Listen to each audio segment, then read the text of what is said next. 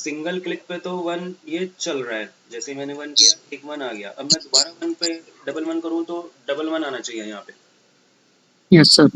तो बताओ कुछ आइडिया क्या करेंगे, इस लाइन में क्या चेंजेस करेंगे दोबारा क्लिक करने पे डबल 1 आ जाए।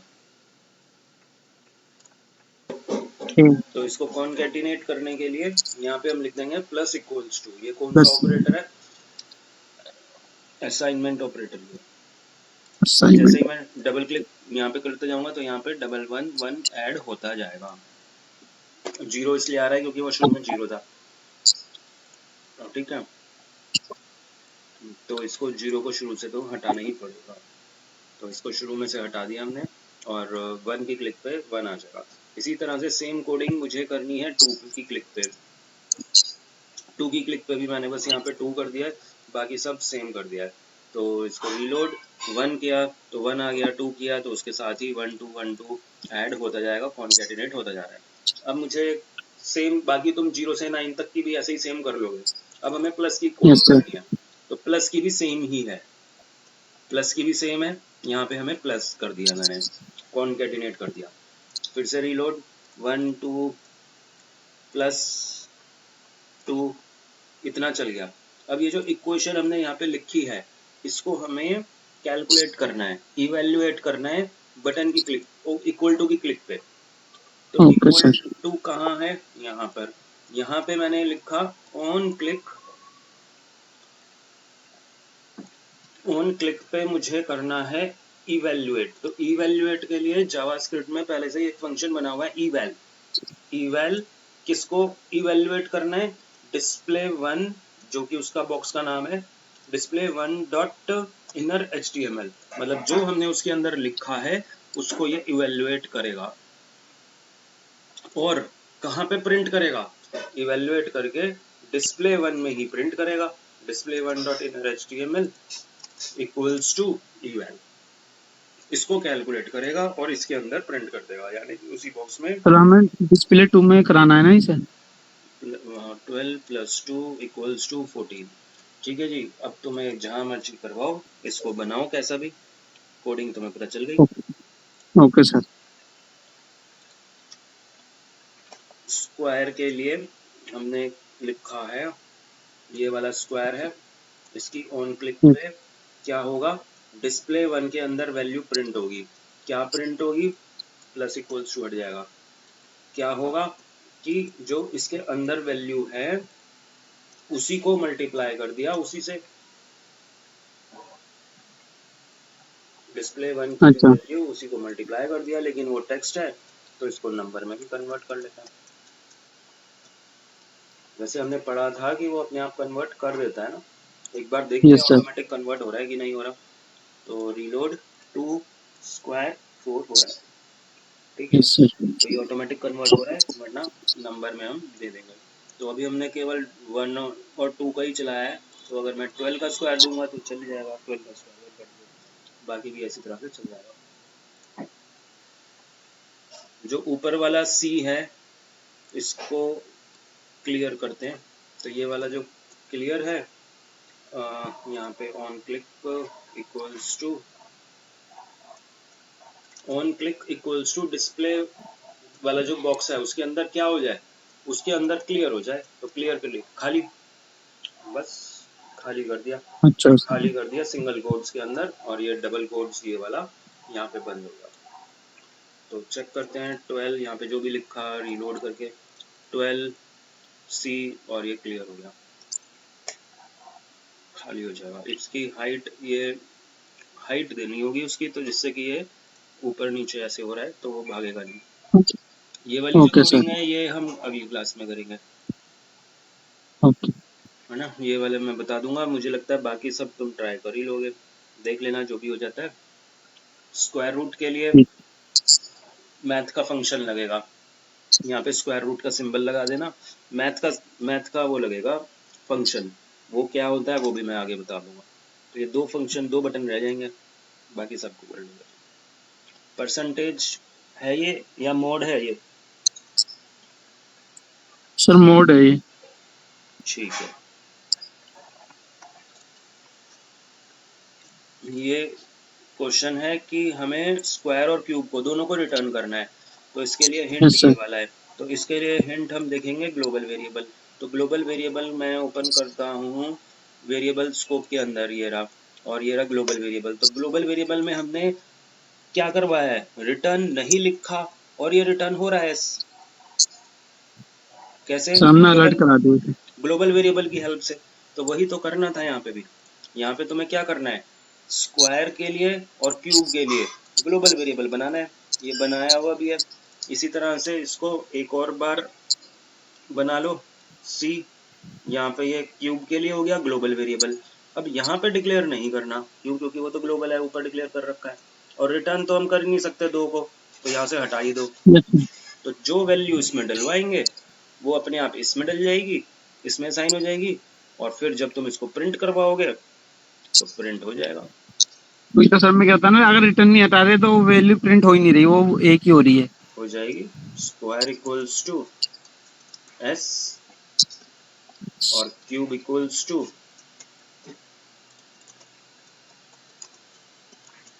सी, ये सी। दोनों हो जाएगी रिटर्न। यहाँ पे हमने एक्स, सर यहाँ पे फंक्शन लिखा था, ये हटा देंगे अब, क्योंकि हम रिटर्न करवा नहीं रहे। फंक्शन को कॉल होगा, ये एग्जीक्यूट कर देगा, फिर उसके बाद वैल्यू प्रिंट हो जाएगी। चेक करते हैं इसको।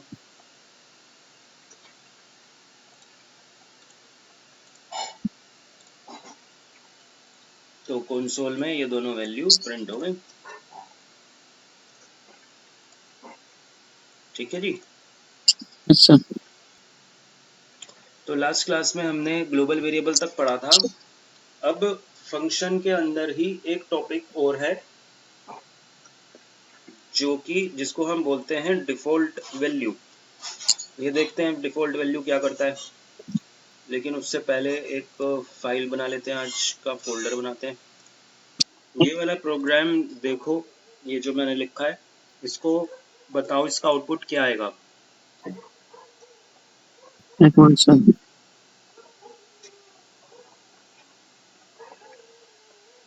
हम्म, एक मिनट सर, मैं जरा क्लास से बाहर था।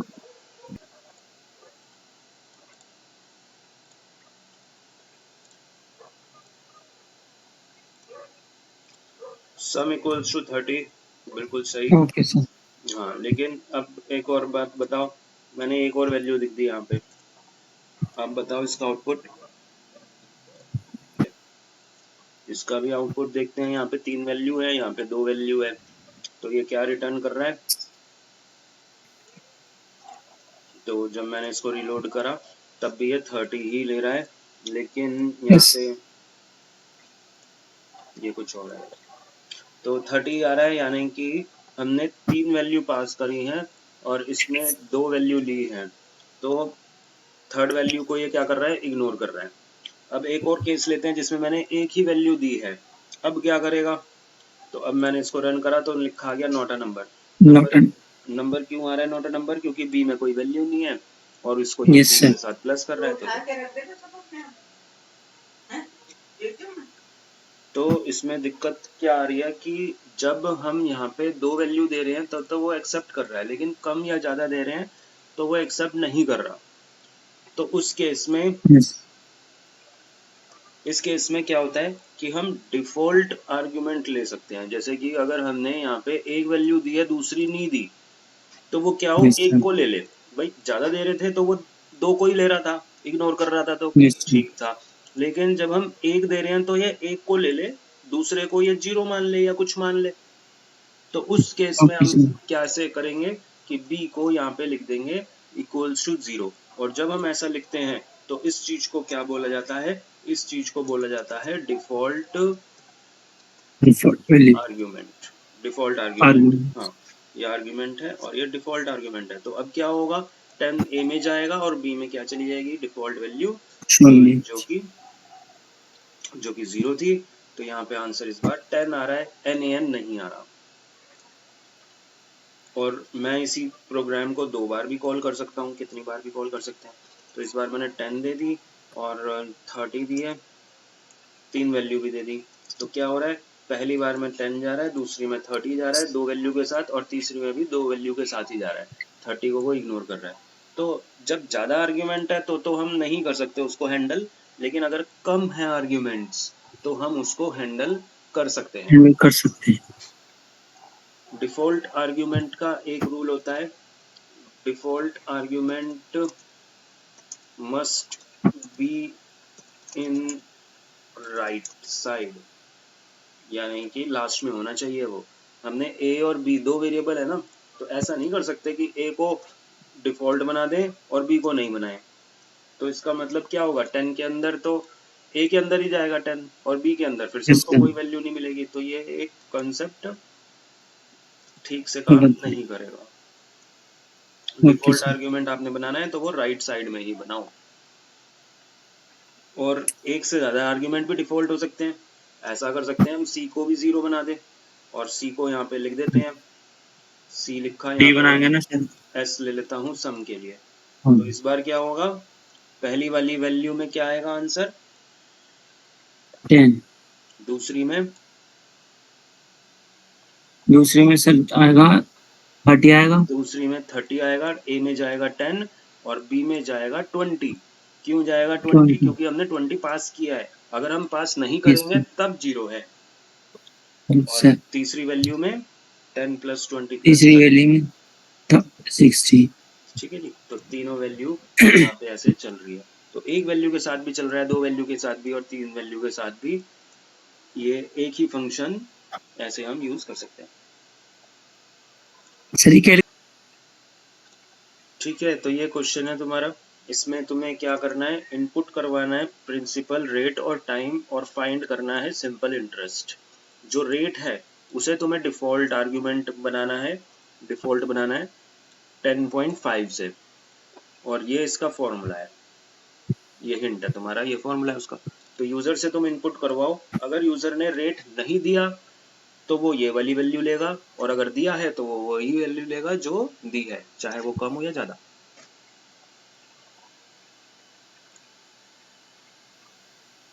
फंक्शन में इतना ही है, और बाकी तो हम इसकी प्रैक्टिस करेंगे। लेकिन एक टॉपिक और है जो कि कहता है फंक्शन विद ब्यूटीफाई, मतलब ये सिर्फ एक लिखने का करेक्ट वे है जिससे कि हम जो कोड लिख रहे हैं वो ब्यूटीफाई भी हो, मतलब प्रॉपर स्पेसिंग के साथ हो।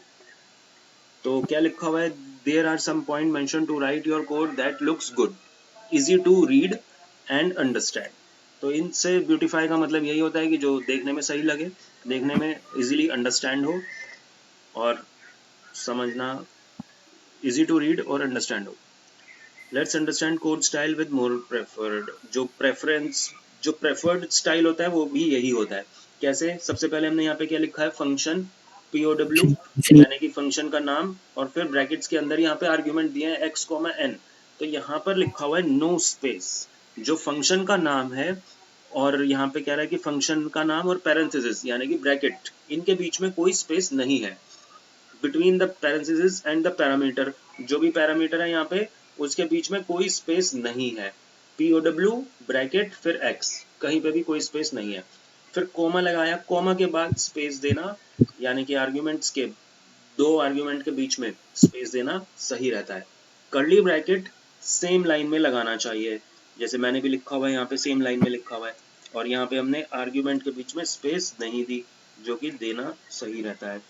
फिर ये जो है यहाँ पे कर्ली ब्रैकेट के बाद भी स्पेस, कर्ली ब्रैकेट से पहले स्पेस देना चाहिए, आफ्टर अ स्पेस लिखा हुआ है।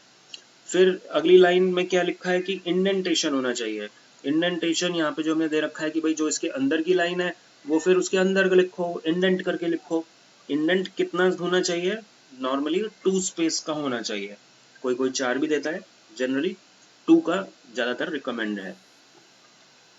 स्पेस आफ्टर फॉर, अगर हमने फॉर लूप लगाया है जो कि हम आगे पढ़ेंगे, फॉर लगाया तो उसके बाद स्पेस देना चाहिए, फिर ब्रैकेट के साथ वैल्यू, और यहाँ पे भी बीच बीच में स्पेस दे रखा है।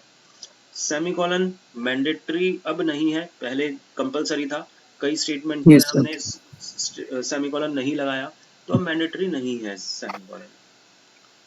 लेकिन बेटर गुड प्रैक्टिस यही है कि सेमीकोलन लगा दो। वैसे जावास्क्रिप्ट अपने आप रिकॉग्नाइज कर लेता है end of the line. An empty line between logic building, यहाँ पे कह रहा है कि भाई जो लॉजिक हमने लिख दिया एक ब्लॉक, उसके बाद एक लाइन देना सही रहता है। स्पेस बिटवीन आर्ग्यूमेंट्स, आर्ग्यूमेंट्स जैसे ऊपर भी था x और n, दो आर्ग्यूमेंट थे, स्पेस दिया। प्रॉम्प्ट फंक्शन हमने किया था यूजर से कुछ वैल्यू लेने के लिए, तो इसके अंदर दो आर्ग्यूमेंट है x और ये ब्रैकेट, तो इन दोनों के बीच में भी स्पेस दे रखा है। अलर्ट भी फंक्शन ही है, तो फंक्शन के आगे ब्रैकेट लगाया, और फिर ये क्या है, ये दूसरा फंक्शन कॉल किया है। फंक्शन है एक अलर्ट, और इसके अंदर हमने एक और फंक्शन दिया है जिसको हम, जो कि यहाँ पे लिखा हुआ है नेस्टेड कॉल। एक फंक्शन के अंदर दूसरा फंक्शन भी कॉल कर सकते हैं, जिसको हम नेस्टेड बोलते हैं। तो नेस्टेड फंक्शंस का हमने एग्जांपल नहीं किया, वो भी हम एक बार कर लेते हैं। तो जब हम नेस्टेड फंक्शन लिखेंगे, कॉल करेंगे, तो यहाँ पे कह रहा है एक स्पेस दे देना सही रहता है।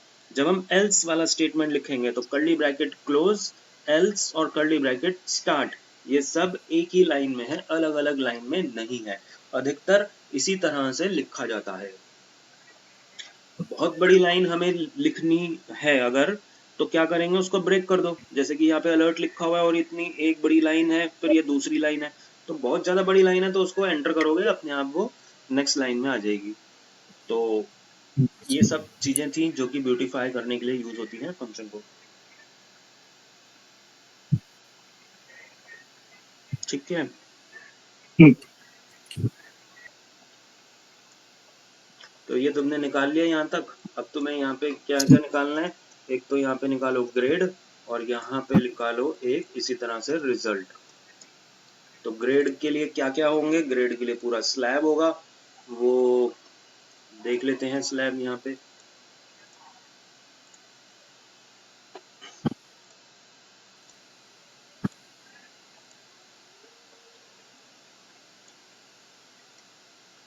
ये ग्रेड का स्लैब मैंने यहीं पे पेस्ट कर दिया। अब ये तुम्हें परसेंटेज निकालनी है कि कौन कौन से ग्रेड हैं, ABCDEF, और रिजल्ट में क्या आएगा, रिजल्ट में लिखा आएगा कि भाई वो या तो पास है या फेल है, पास या फेल, दोनों में से जो भी चीज है वो लिखा जाएगा। इतना करना, फिर इसके आगे और भी। ठीक है, तो नेस्टेड फंक्शन के नाम से एक फाइल बना दी हमने, इसके अंदर हम एक प्रोग्राम बनाते हैं।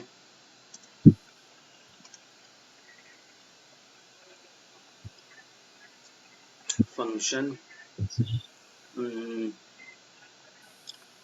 क्वेश्चन थोड़ा सा कुछ सोचते हैं, क्वेश्चन क्या है। तो क्वेश्चन मैंने जो सोचा वो ये है कि हम क्या करवा रहे हैं, इनपुट टू इनपुट। नंबर्स, दो नंबर्स इनपुट करवा रहे हैं यूजर से, एंड फाइंड ग्रेटर, और उनमें से हमें बड़ा पता लगाना है, and calculate square of greater value, जो बड़ी है उन दोनों में से वैल्यू, उसका क्या हो जाए, स्क्वायर बन जाए, स्क्वायर स्क्वायर। से। तो इसमें दो एक्शन परफॉर्म हो गए। सबसे पहले तो यूजर से इनपुट करवाना है वैल्यू, तो इनपुट करवाने के लिए तो हमने HTML का फॉर्म बना दिया।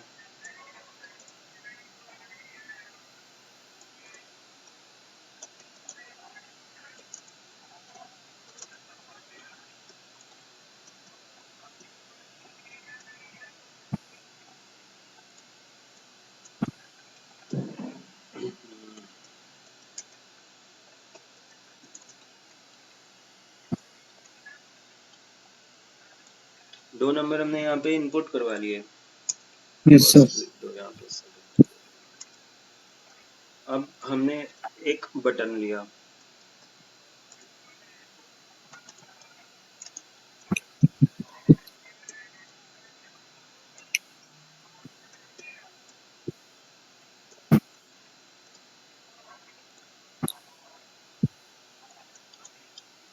और एक पैराग्राफ लिया यहाँ पे आउटपुट के लिए, ये हमारा कैलकुलेट करने के लिए।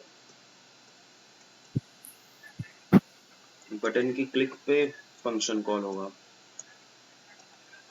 फंक्शन का नाम फन,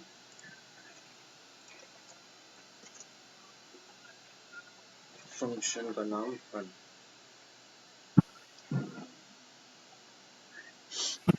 मैं क्या करता हूँ, यहाँ पे एक फंक्शन बना लेता हूँ, इस वाले प्रोग्राम में दो चीजें परफॉर्म करनी है हमने, एक तो ग्रेटर पता लगाना है और एक स्क्वायर। तो एक फंक्शन मैंने बनाया ग्रेटर के नाम से। ग्रेटर में मुझे दो नंबर चाहिए, तो मैंने यहाँ पे आर्ग्यूमेंट्स ले लिए दो, ए और बी। इन दोनों में से मुझे चेक करना है कि कौन सा बड़ा है। तो बताओ क्या लिखेंगे लॉजिक? सर इफ कंडीशन से लिखेंगे। बोलते जाओ। इफ आगे। इफ आगे सर ए अगर बी से बड़ा है, hmm greater A B. A is greater, तो A G is great. Is greater. तो मैं क्या करता हूँ, एक नया वेरिएबल ले लिया मैंने सी। एक वेरिएबल है सी में स्टोर कर देते हैं जो बड़ा है, और एल्स में क्या आ जाएगा? और इसमें सर ये आ जाएगा ना,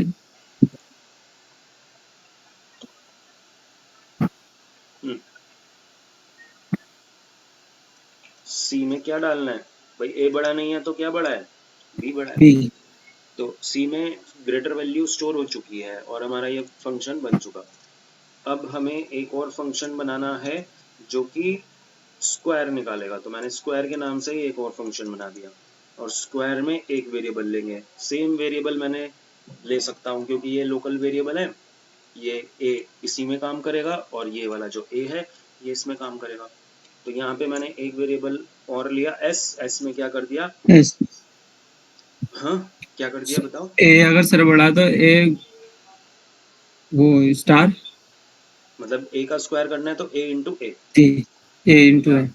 यहाँ पे हमने जो रिजल्ट निकाला है वो सी में निकाला है, तो सी को टी में मैं निकाली। रिटर्न कर रहा हूँ।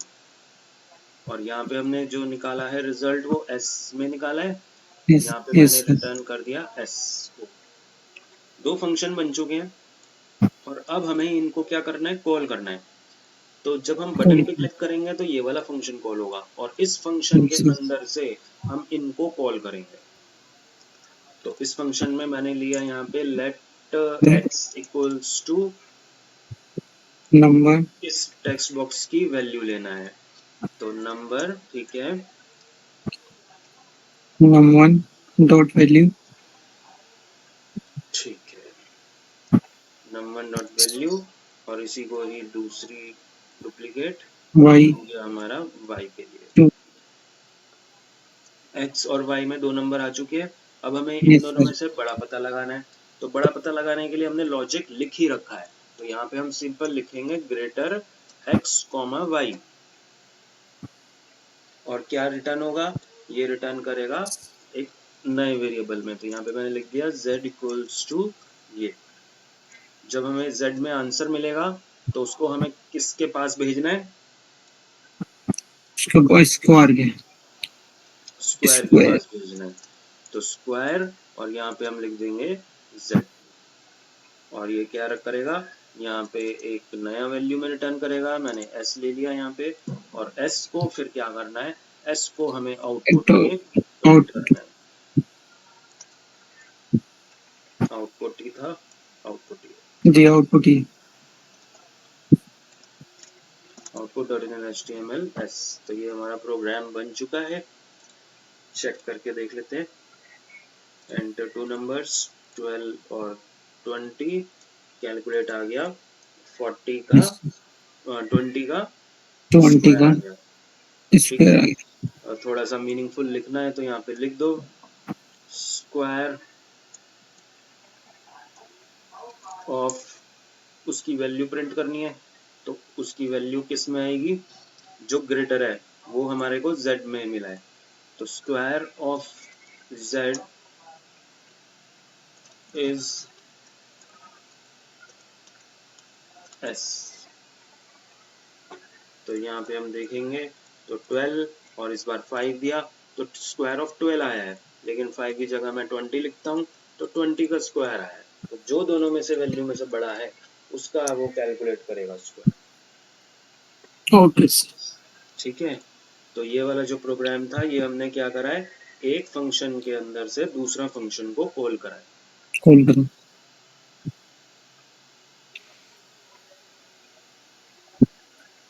ठीक है सर। ठीक है।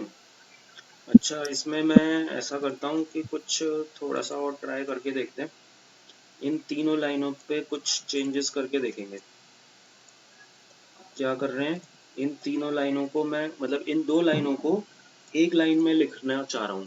पहले ये ग्रेटर वाला कैलकुलेट होगा, जो वैल्यू आएगी वो उसका स्क्वायर हो जाएगा। जैसे देख रहे हो z क्या है, इसकी वैल्यू z के अंदर आएगी और यस z का सर। हमने यहाँ पे लिखा हुआ है। तो अगर हम स्क्वायर ब्रैकेट के अंदर ही लिख दें तो अब ये वाली वैल्यू की जरूरत नहीं है। मतलब z की जगह मैंने ये लिख दिया, तो अब ये किस में आएगा, s में आएगा। इसको मैं डिलीट कर दूंगा, इसको लाइन को डिलीट कर दूंगा। ऊपर देख सकते हो, वैसे इन दो लाइनों को मैंने एक लाइन में लिख दिया। Okay sir. ठीक है, चेक करके देख लेते हैं।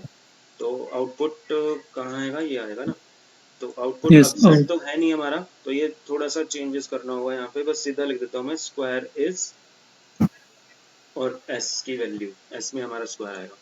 तो 10, 5 और ये 12 का आ गया, लेकिन ये बताएगा नहीं क्योंकि हमने स्टोर नहीं करा। यहाँ पे हमने स्टोर करा था सेट में, अब हमने जी। ग्रेटर वाले को स्टोर ही नहीं किया, लेकिन प्रोग्राम हमारा चल रहा है और कोई एरर इसमें अभी तक नजर नहीं आई।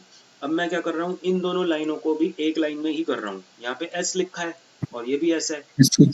तो इसकी जगह मैं ये जो है इसको मैं यहाँ से हटा के यहाँ पे लिख देता हूँ। इसकी अब हटा दो इसको पूरे को। तो ऐसे भी हम एक लाइन में लिख सकते हैं। चेक करते हैं। तो यहाँ पे हमने रीलोड कर लिया, पहला नंबर दूसरा नंबर, और रन कर रहे हैं तो सेम चल रहा है, कोई एरर यहाँ पे नजर नहीं आ रही। ये कुछ और एरर है, हमारा एरर नहीं है।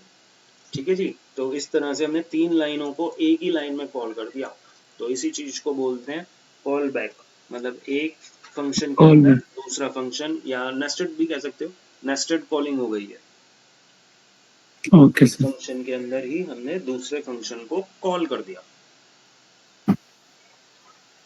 डिफाइन नहीं किया है, डिफाइन तो फंक्शंस जी। को अलग अलग ही किया है, लेकिन कॉलिंग जी। हम अलग, एक फंक्शन के अंदर दूसरी फंक्शन की कॉलिंग कर सकते हैं। डिफाइन अलग अलग ही हो गए।